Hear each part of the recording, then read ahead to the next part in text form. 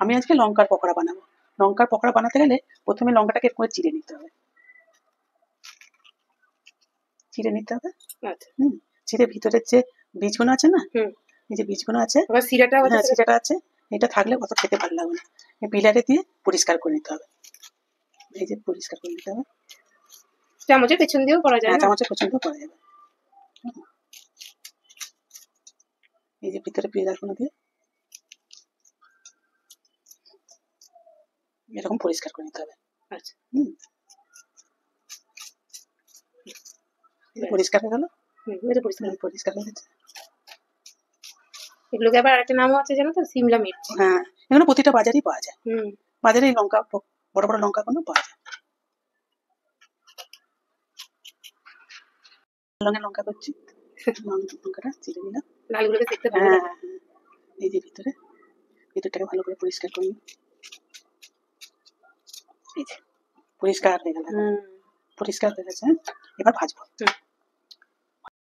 এবার আমি ব্যাটারটা তৈরি করছি। ব্যাটারটা তৈরি করতে গেলে লঙ্কাগুলো তো লম্বা লম্বা, তাই জন্য গ্লাসে করছি। গ্লাসে দিতে সুবিধা হবে।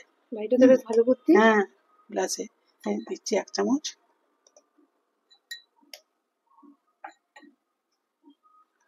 এরকম দিতে লাগলে নেবো। হ্যাঁ, সেটা বলছি।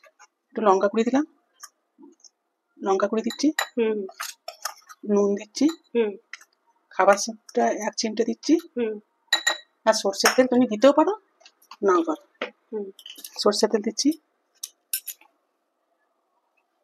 সরষের তেল দিচ্ছি 1 চামচের মতো। এটা দিতে পারো, নাও পারো। এবার আমি জল দিয়ে গুলে দিচ্ছি।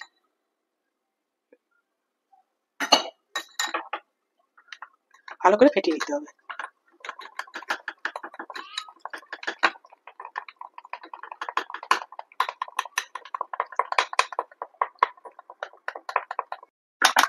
এবার হয়ে গেছে, ব্যাটারটা তৈরি হয়ে গেছে।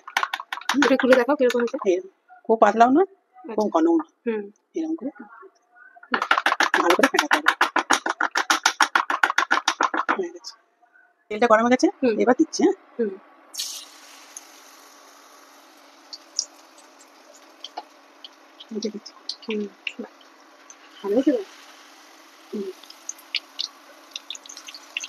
লঙ্কা সব বাজারই পাওয়া যায়।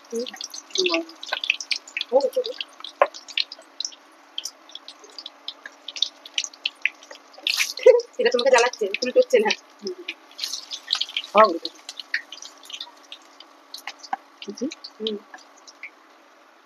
ভালো, দুটোই লাল।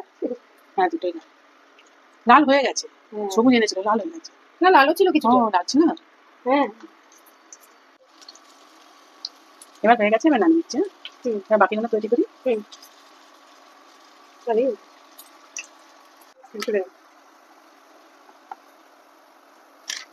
বাকিগুলো করে না। হ্যাঁ, বাকিগুলো কি গো মা, বাকিগুলো করছে নাকি? হ্যাঁ, বাকিগুলো করছি। বাকিগুলো করছি।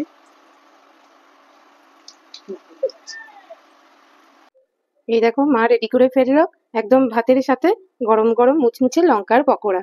কি সুন্দর হয়েছে দেখো। আর এরকম ডাঁটিযুক্ত হলে দেখতেও বেশ ভালো লাগে আর খেতেও সুবিধে। তোমাদের কেমন লাগলো ব্লগটা অবশ্যই কমেন্ট করে জানাবে। এই যে দেখো কি সুন্দর না। হ্যাঁ, এটা তোমার পুরভোরেও হয়, কিন্তু ভাতের সাথে তো, তাই আমাদের পুরভোরে হয়নি, তাই এরকম ভাবেই হয়েছে। কেমন লাগলো অবশ্যই কমেন্ট করে জানাবে।